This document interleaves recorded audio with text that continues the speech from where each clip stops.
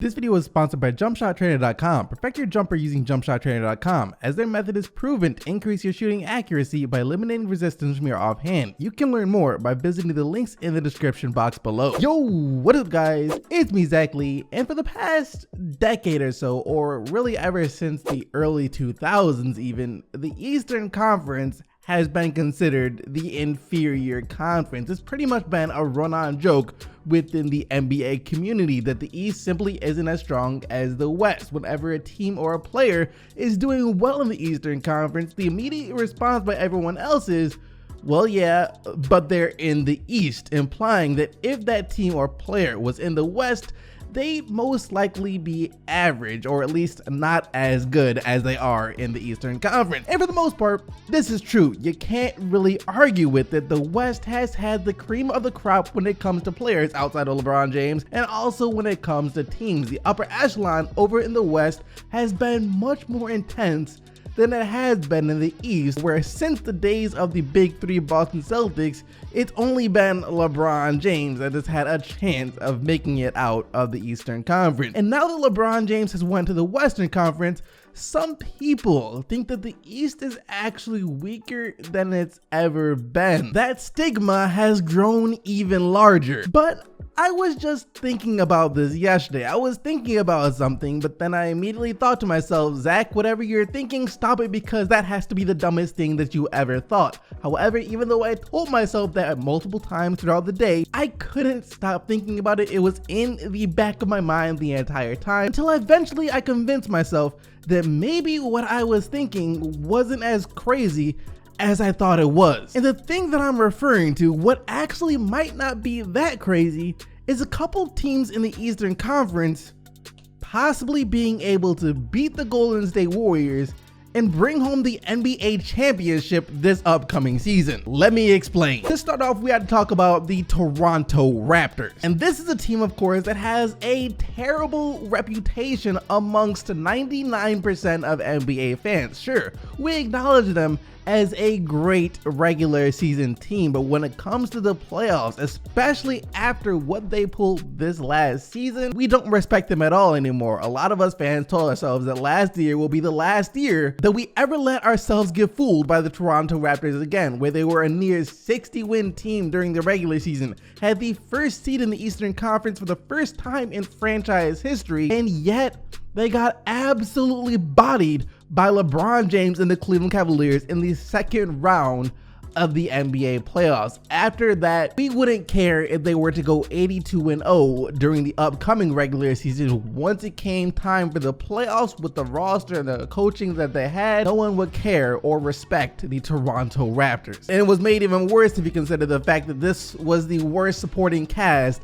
the LeBron has had in a very long time, and they still couldn't even manage to win just one game. However, now both of the guys in the Raptors organization who took the majority of the blame for the Raptors postseason struggles are gone. Dwayne Casey and DeMar DeRozan especially. And now some of you might be thinking, well, what about Kyle Lowry, since over the past couple of years he also shouldered a decent amount of the blame? But I mean, if you watched the Raptors in the playoffs against the Cavs this past season, you wouldn't put the blame on Kyle Lowry, since he was actually out there hooping. He looked pretty good, and he almost led the Raptors to a comeback win in one of the games. He was out there trying. If anything, I think Kyle Lowry earned a little more respect amongst NBA fan base, considering he actually tried in the playoffs, unlike DeMar DeRozan. So both of the accused people on the Toronto Raptors are gone, meaning that they shouldn't have another meltdown in the playoffs again. And in exchange for those two people, you replaced Dwayne Casey with Nick Nurse, who was the assistant coach for the Toronto Raptors for the past few years and was actually given credit for how great the Raptors offense was last year when they were one of the best offensive teams in the league. And not only that, but you replaced DeMar DeRozan,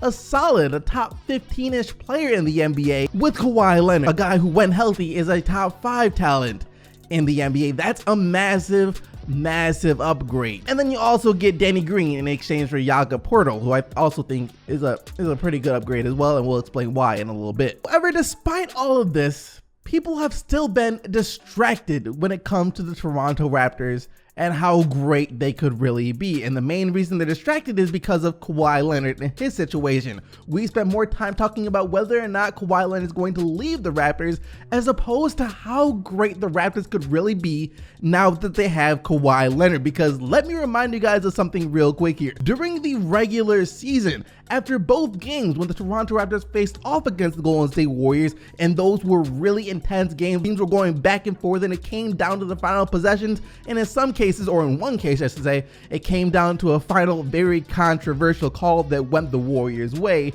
After both those games, people were like, you know what?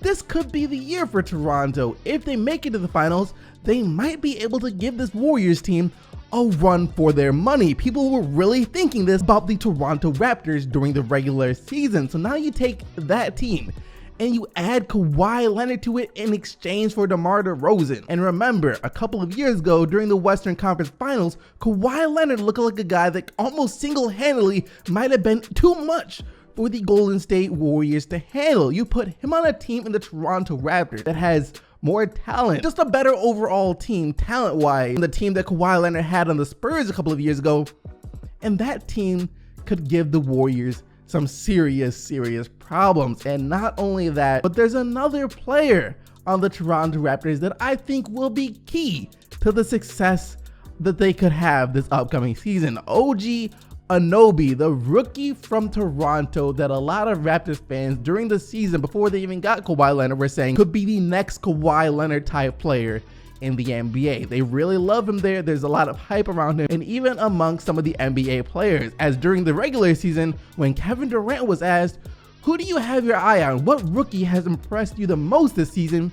Kevin Durant said it was OG Anunoby. Rookies that caught my attention, I like OG Anunoby from Toronto. He plays hard, he can shoot it, he rebounds well, he's going to be really good in the future. Kyle Lowry, Danny Green, OG Anunoby, Kawhi Leonard, and Jonas Valanciunas. That is the projected starting five for the Toronto Raptors, while also having great bench pieces like Pascal Siakam, Fred VanVleet, CJ Miles, and of course Serge Ibaka as well. This team is deep. There is a lot of talent, and especially defensive talent on this team, especially interchangeable defensive talent, and we'll get to that in the future. They have 3 guys in their starting lineup that can guard multiple positions defensively, and they can even become more defensive if they take out Jonas Valanciunas for either Pascal Siakam or Serge Ibaka. So watch out for the Raptors. They're going to be really good, but now I have to get into the next team, and that team is of course the Boston Celtics. Y'all had this year coming. Of course it was going to be the Boston Celtics. I mean,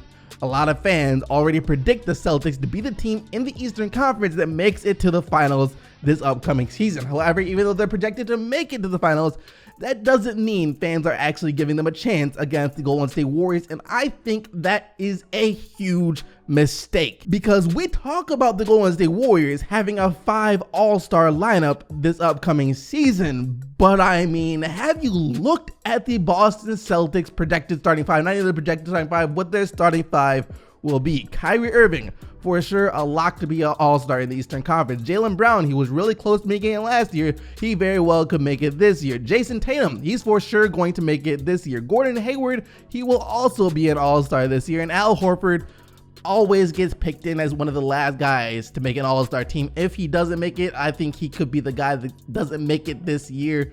But still, there's 4 all-stars. Technically could be 5 because Al Horford will still be an all-star level player. So that's this upcoming season. But then if you look at what this team was able to do in the playoffs last year, with half of their team missing seemingly, and a rookie and a sophomore practically leading the way for them, how could you ever count this Boston Celtics team out? They were this close to being too much for LeBron James without 2 of their best players, their 2 best players, Jason Tatum being a rookie and Jaylen Brown being a still progressing sophomore. This close. All Terry Rozier needed to do was hit a couple of shots. If the Celtics still had Kyrie Irving over Rozier, they would have been in the finals easily. And not only that, they would have at least gave the Warriors a little bit of a challenge. I don't think they would have won, but they would have given them more of a challenge than the Cleveland Cavaliers did. That's 100% for sure. So this year, they're going to be completely healthy. Jaylen Brown, of course, is going to be loads better, and same thing can be said for Jason Tatum. Oh, they're gonna have a shot at beating Golden State, but not only that, but they're a team that's built and equipped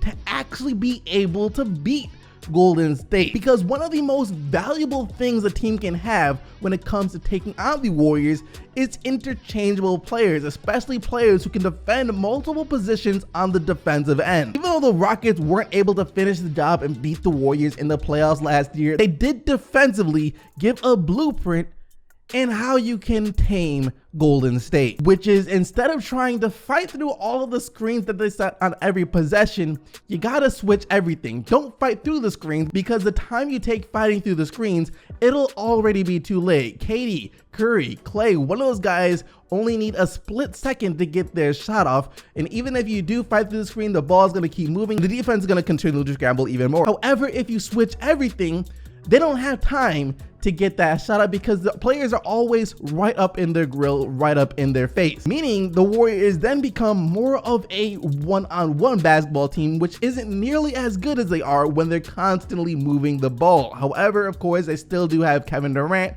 one of the greatest one-on-one players to ever play the game, so that's a problem. But once again, that's a better problem to have than having to try and stop the Warriors when they're firing on all cylinders. And both the Celtics and the Raptors, defensively, they have what it takes, and also offensively, they also have what it takes to keep up with the Warriors, because Golden State is still going to score, not as much, but they're still going to score, so you still have to be able to score as well. And they have that. The Houston Rockets had that too, but their problem was they relied so heavily on the three-point shot that when it stopped falling, especially since they lost Chris Paul, who was the other guy that could get the offense going sometimes when the three-point shot wasn't falling, they were pretty much doomed, because you're not going to be able to outshoot the Warriors. We saw that in Game 7. They couldn't make threes, so even though defensively they were still holding the Warriors in check that game, they didn't have the offensive power to keep up even then. Both the Celtics and the Raptors, they don't rely on their three-point shot nearly as much as the Rockets did. They will get you buckets, they will find ways to score in other ways, which will once again be huge. So yeah, I spent a majority of my day yesterday with that in the back of my mind, and this is what I came up with. I truly think both the Celtics and the Raptors in the Eastern Conference will have a legit shot beating the Golden State Warriors. I don't think it's going to be as one-sided as people think it will be. And now it is question of the day time, where I ask you guys a question based on what we had to talk about today. And of course, the question for today is, what do you guys think about this? Do you think either the Celtics or the Raptors will be able to beat the Golden State Warriors this year? Let me know down in the comment section below, and use the hashtag QOTD in your response for your chance to get featured in tomorrow's video. Speaking of which, yesterday I asked you guys, which player from the 2018 NBA draft class do you think will be the best in 5 seasons? And here's what you said. In 5 years, I see either Colin Sexton, DeAndre Ayton, or Mikal Bridges being the best, simply because of their play styles fitting into the league. I'm pretty sure all of them have the potential to make all NBA teams, if not all defensive teams. Luka Doncic, I feel, has the most potential out of all the rookies. He's already played with past NBA players, and we already know this league is more guard oriented. I think Kevin Knox will be the best player out of the draft in 5 years without a doubt. He's really skilled and talented, and seems to be a mature guy. Playing in New York ain't easy at all. Knicks fans are very demanding, and they put pressure on their players frequently. If Knox can adapt to the New York atmosphere quickly, only the sky is his limit. Luka Doncic and DeAndre Ayton were the names that you guys were saying the absolute most, and I for sure see why. In the NBA today, those type of players are extremely valuable and extremely dominant. A big man who is versatile and can score in many different ways, and also a guard with the body of a wing that can defend, play multiple positions, pass, score. He can do it all. So of course, those two players, I also believe, have the highest ceiling out of anyone in the draft. And then you have players like Mikal Bridges and Kevin Knox, who I do think could be really good players, stars in the league, but I just don't know if they have the same level of potential as Ayton and Doncic. Now, they could still end up better if Ayton and Doncic don't live up to that potential, but if they do, I don't know if anyone in this draft could be better, because those guys have potential to be like top 5-ish players years and years down the line. Anyways, that is going to do it for today's video. Remember to leave your answer for the question of the day down in the comment section below, and leave a like on the video if you enjoyed it, and subscribe to the channel with post notifications turned on so you don't miss out on more NBA videos. Thank you once again for watching. You guys are the real MVPs, and until next time, I am out of here. Peace!